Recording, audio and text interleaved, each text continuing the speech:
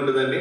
ఇప్పుడు మనం చదువుకున్నటువంటి 5 మాటల్లో ప్రాముఖ్యమైనటువంటి మాట 5 మాటలు ఏంటి? ఇక్కడ ఫలించుట, అభివృద్ధి పొందుట, విస్తరించుట, భూమిని నిర్మించుట, దాన్ని లోపరచుట.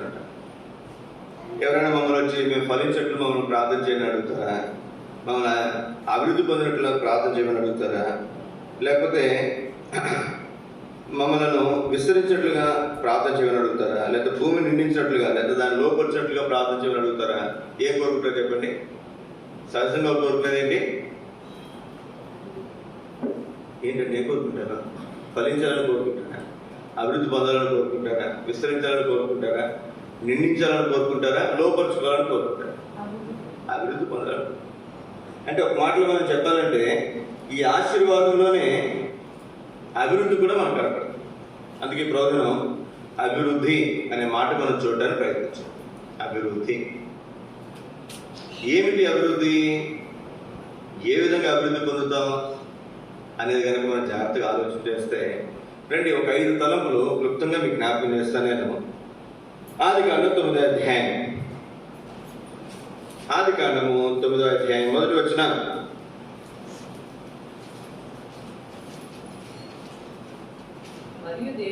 మరియు దేవుడు నోహును అతని కుమారులను ఆశీర్వదించాడు. ఏం చేయాలంటే ఆశీర్వదించడంలో ఏం కనపడుతుంది? మీరు ఫలించి అభివృద్ధి పొంది మీరు ఫలించండి. రెండవది అభివృద్ధి పొందండి. ఈ ఆశీర్వాదంలో మనం చూస్తున్నాం ఫలించి అభివృద్ధి పొందటం. మామూలు అభివృద్ధి మాత్రమే కాదు, ఇందులో ఫలించి అభివృద్ధి పొందడం. ఇక్కడ 7వ వచనం చదవండి. ఏం చేయాలంటే మళ్ళీ మీరు మొదటిగా అభివృద్ధి. ఎట్లాంటి అభివృద్ధి అంటే ఫలించిన అభివృద్ధి. ఫలించిన అభివృద్ధి. ముందు ఫలించాలి, తర్వాత ఆ ఫలించులోనే మనకేమొస్తుందంటే అభివృద్ధి వస్తుంది. మీరు భూమి మీద సమృద్ధిగా సంతానముఖాన్ని విస్తరించే వార్త చెప్పారు. మొదటిలో మీకు జ్ఞాపకం చేస్తున్నాను, మీరు ఫలించి అభివృద్ధి పొందుడి. 35వ అధ్యాయం, ఆదికాండం 35వ అధ్యాయం చదవండి. 11వ వచనం.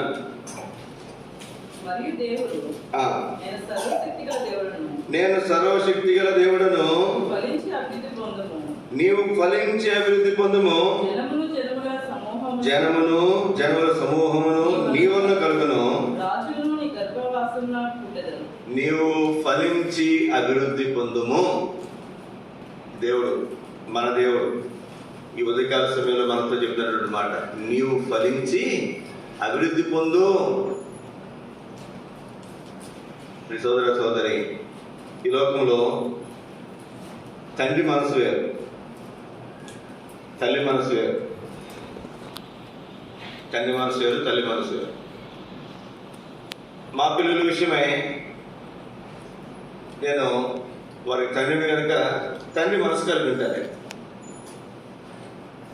ఇతరుల పిల్లల విషయమై అట్టి మనసు ఉంటుందా? ఏమంటే అట్టి మనసు ఉంటుందా? నేను అనుకుంటాను ఎంతో కొంత కొరత ఉంటుంది. తండ్రి మనసు వేరు. మన పిల్లలు బాగా అభివృద్ధిలోకి రావాలని కోరుకుంటారు. మా తమ్ముడు పిల్లలు, మా అన్నయ్య పిల్లలు, మా చెల్లి పిల్లలు, మా అక్క పిల్లలు, మా బాబాయ్ పిల్లలు, మా పెద్దనాన్న పిల్లలు, వీళ్ళు అభివృద్ధిలో రావాలని కోరుకుంటాం. మనం చెప్పండి, ఎప్పుడైనా కోరుకుంటారా? సో మనకి అటువంటి ఆలోచన ఉండదు. వాళ్ళు ఎవరైనా మన పిల్లలకు మించి అభివృద్ధిలోకి వస్తున్నారనుకోండి, సంతోషిస్తామా? సంతోషంగా ఉండగలుగుతామా? సంతోషంగా ఉండలేని కొంతమంది అయితే బాధపడే ఎక్కువ మంది కదండి. అందుకే ఏదైనా కొత్త ఆటోలు ఏదైనా కొనుక్కుంటే, ఏదైనా వాహనం నన్ను చూసి ఏమని రాస్తారు ఎప్పుడైనా, నన్ను చూసి ఏడవకురా అంటే ఎదుటివాడు అభివృద్ధిని చూసి సంతోషించే వాళ్ళు తక్కువ, ఏడ్చేవాళ్ళు ఎక్కువ. ఇప్పుడు దేవుడు నిన్ను నన్ను ఏం చెప్తున్నాడు ఆయన? అదే మన పిల్లలు అనుకోండి, మన పిల్లలు మంచి అభివృద్ధిలోకి వస్తున్నారనుకోరండి, ఎంత సంతోషంగా ఉంటుంది కదండి. మనకి ఎంత సంతోషంగా ఉంటుందో. మన పిల్లలు అభివృద్ధిలోకి వస్తే ఎంతో సంతోషం. అందుకే మొట్టమొదటి మాటలో స్టీవెన్ కూర్చుని కనుక మొట్టమొదటి మాటలో మనం గమనిస్తున్నటువంటి మాట, మీరు ఫలించి అభివృద్ధి పొందుడి. ఈ ఫలించుట అనేది కనుక మనం చూస్తే దేవుని వాక్యంలో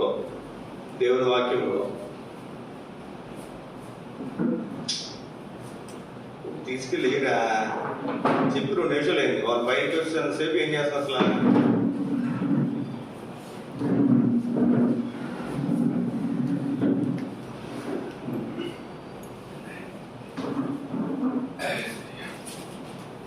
ఫ్యాన్ దగ్గర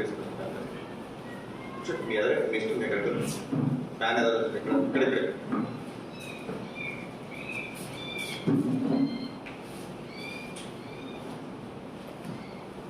నువ్వు పని చెప్పినప్పుడు నేను మనం మాట్లాడాల్సిన అవసరం నాకు.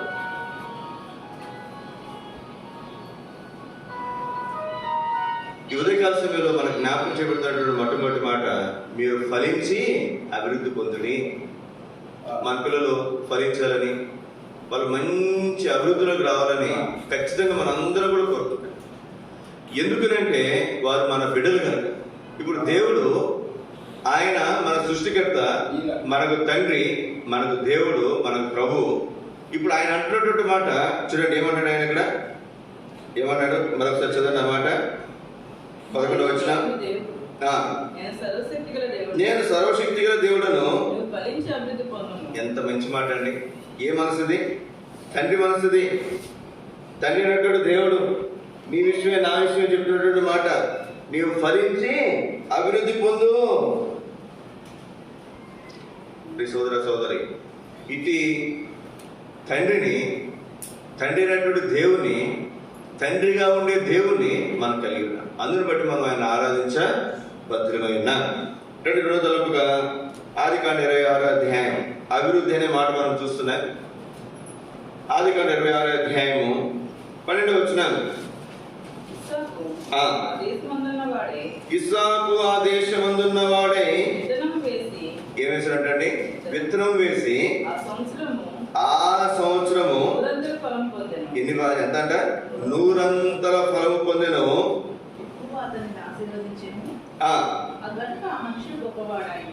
ఇక్కడ మనం చూస్తే చదువు,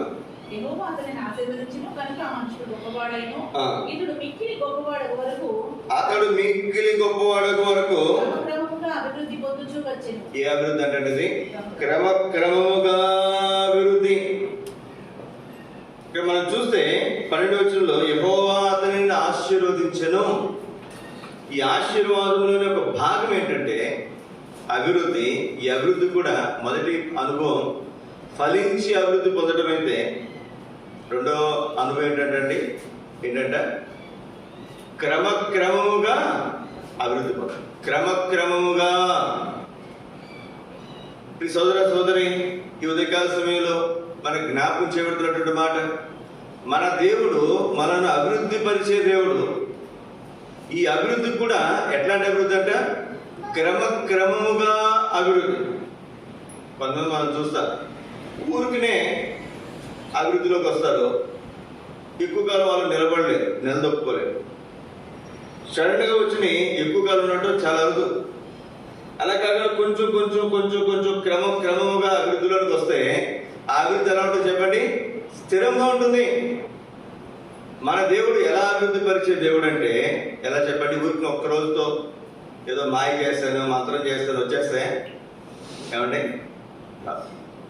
క్రమముగా అభివృద్ధి పరిచే దేవుడు మనం కలిగినటువంటి దేవుడు ఎవరు అంటే మనను క్రమముగా అభివృద్ధి పరిచే దేవుడు.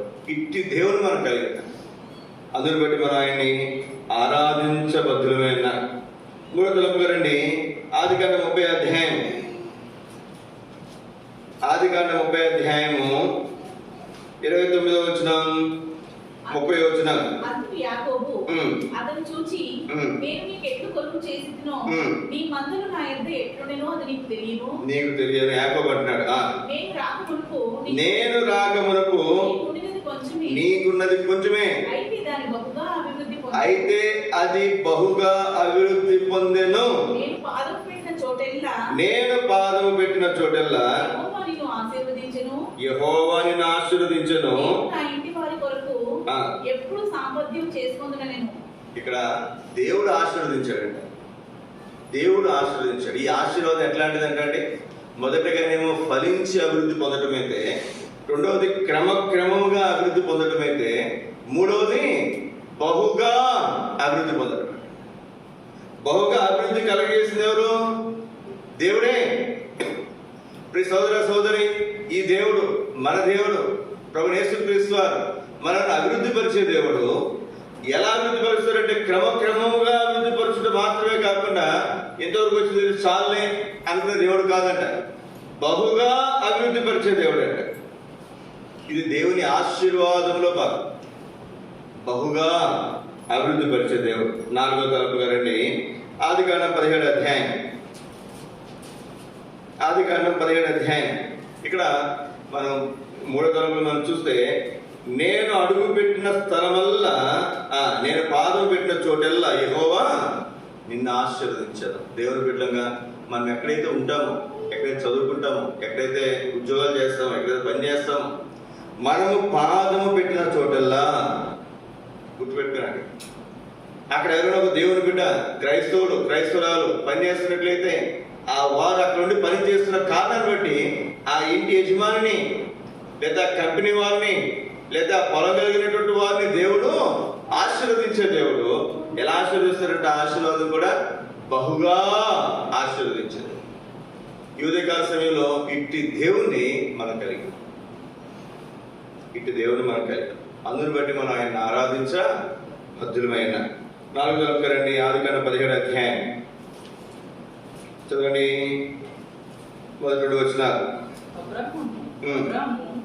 99 ఏండ్ల వాడైనప్పుడు యెహోవా అతనికి ప్రత్యక్షమై, నేను సర్వశక్తి గల దేవుడును, నా సన్నిధిలో నడుచుచు నిందారహితుడివై ఉండుము. నేను సర్వశక్తి గల దేవుడును, నా సన్నిధిలో నడుచుచు నిందారహితుడై ఉండుము. నాకును నీకును మధ్య నా నిబంధనను నియమించి నిన్ను అత్యధికంగా అభివృద్ధి పొందించదని అతనితో చెప్పాను. ఈ అభివృద్ధి ఎట్లాంటిదంటే 4వది బహుగా అభివృద్ధి పరచడమే కాదు, అత్యధికముగా, అత్యధికముగా. బహుగా అంటే ఒక రకంగా చెప్పాలంటే అత్యధికంతో పోల్చుకుంటే తక్కువే. అత్యధికముగా అభివృద్ధి పరిచే దేవుడు. ఈ ఉదయకాల సమయంలో మన దేవుడు ఎవరంటే మనం సృజించేటువంటి దేవుడు, ఫలించి అభివృద్ధి పరిచే దేవుడు, క్రమక్రమంగా అభివృద్ధి పరిచే దేవుడు, బహుగా అభివృద్ధి పరిచే దేవుడు, అత్యధికముగా అభివృద్ధి పరిచే దేవుడు. ఈ యొక్క నా మాటలైతే దాని గురించి పెద్దగా ఆలోచించాల్సిన అవసరం లేదు. ఇవి బైబిల్లో ఉన్నటువంటి దేవుని మాటలు. ఇవి మాట తప్పుటకు నరమాత్రుడు కానటువంటి అనేక మాటలు. ఇవి ఆయన అంటున్నాడు కదా, నేను నిన్ను ఫలించి అభివృద్ధిలో తీసుకుని వస్తాను, నేను నిన్ను క్రమక్రమంగా అభివృద్ధి పరుస్తాను, నేను నిన్ను బహుగా అభివృద్ధి పరుస్తాను, నేను నిన్ను అత్యధికంగా అభివృద్ధి పరుస్తాను. యోగ గ్రంథాలు మనం చూస్తాను. నీకు కలిగి ఉన్నది ఇప్పుడు నీ స్థితి కొద్దిగా ఉండినాను, మొదటగా నీ స్థితి కొద్దిగా ఉండినాను, తుదను నీవు మహాభివృద్ధి పొందుతావు. చూడండి మాట ఎక్కడున్నది? యోగ గ్రంథం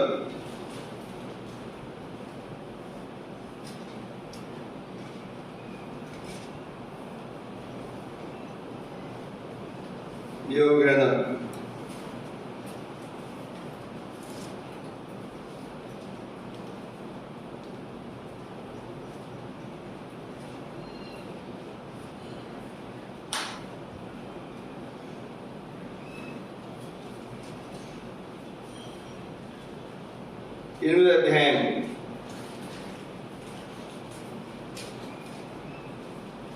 6వ వచనం చదవండి. నీవు పవిత్రుడవై యథార్థవంతుడవైన యెడల నిశ్చయంగా ఆయన నీ యందు శ్రద్ధ నిలిపి నీ నీతికి తగినట్లుగా నీ నివాస స్థలమును వర్ధిల్ల చేయును. నీ నివాస స్థలమును వర్ధిల్ల చేయును. నీ నీతికి తగినట్లుగా, మన నీతికి తగినట్లుగా. అక్కడ తాగలేదు. అక్కడ అందరం కలిసి 8వ అధ్యాయం 7వ వచనం చదువుతున్నా. అప్పుడు నీ స్థితి మొదట కొద్దిగా నేను తుదను నీవు మహాభివృద్ధి పొందుదువు.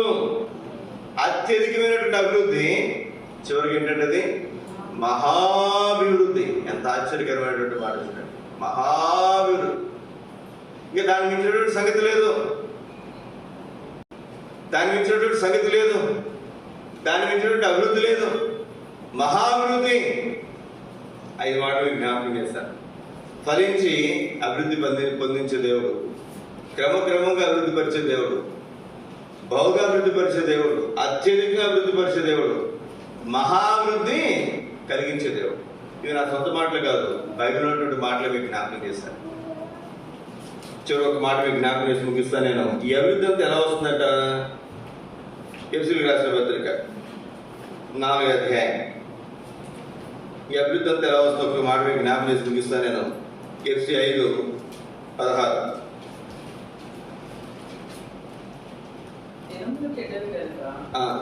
ఎఫెసీయులకు రాసిన పత్రిక మన్నించండి 4:16. ఆయన శిరస్సు, ఆయన నుండి సర్వ శరీరం చక్కగా అమర్చబడి తనలోనున్న ప్రతి అవయము తన పరిమాణం చెప్పున పనిచేయుచుండగా ప్రతి కీలు వలన కలిగిన బలము చేత అతుకబడి క్షేమాభివృద్ధి కలుగునట్లు క్షేమాభివృద్ధి కలుగునట్లు శరీరమునకు అభివృద్ధి కలుగజేసుకొనుచున్నవి. మన శరీరానికి ఏం చేస్తున్నాయంట? అభివృద్ధి కలుగజేసుకొచ్చున్నాయి. ఈ అభివృద్ధి ఎట్లా వచ్చింది? కొలసీలకు రాసిన పత్రిక 2వ అధ్యాయం 19. అందరం కలిసి చదువుతాం. కొలసీ 2:19 అందరం కలిసి. 18-19 కలిసి ఉన్నాయి ఇక్కడ. సరే, అందరం కలిసి చదువుకుందాం. 18-19 కొలసీలకు రాసిన పత్రిక 2వ అధ్యాయం 18-19 వచ్చిన. అతి వినయాసక్తుడై దేవదూత ఆరాధన ఇచ్చగలిగి తాను చూచిన వాటిని గూర్చి గొప్పగా చెప్పుకొనొచ్చు, తన శరీర సంబంధమైన మనసు వలన ఊరకు ఉప్పొంగుచు, శిరస్సును హత్తుకొనని వాడెవడునో మీ బహుమానం అపహరింపనీకుడి. ఆ శిరస్సు మూలముగా సర్వ శరీరము కీళ్ళ చేతను నరముల చేతను పోషించబడి అతకబడినదై దేవుని వలన కలుగు వృద్ధితో అభివృద్ధి పొందుతున్నది. ఈ అభివృద్ధి ఎలా వస్తుందంట? దేవుని వలన కలుగు వృద్ధి. దేవుని వలన అభివృద్ధి కలుగుతుంది. ప్రియ సోదర సోదరి, ఈ ఉదయకాల సమయంలో మనం ఫలించి అభివృద్ధి పొందిన, క్రమంగా అభివృద్ధి పొందిన, బహుగా అభివృద్ధి పొందిన, అత్యధికంగా అభివృద్ధి పొందిన, మహాభివృద్ధి పొందిన ఈ అభివృద్ధి ఎక్కడి నుంచి వస్తుందంటే దేవుని వలన కలుగు వృద్ధితో మన అభివృద్ధి పొందచ్చు. ఎందుకు మనం దేవుని ఆరాధించాలి? ఎందుకు దేవుని ఆరాధించాలండి? దేవుని వలన మనము అభివృద్ధి పొందుతాం. దేవుని వలన మనకు అభివృద్ధి కలుగుతుంది. అందుకే ఈ ఉదయకాల సమయంలో మన దేవుడైనటువంటి ప్రభువు యేసుక్రీస్తు వారిని మనం ఆరాధించడానికి చేరవచ్చు. అందుకే ఉదయకాల సమయంలో మనం ఆయన్ని ఆరాధించే వారంగా అందరూ లేచి కూడా పాట మనం పాడుకుంటాం.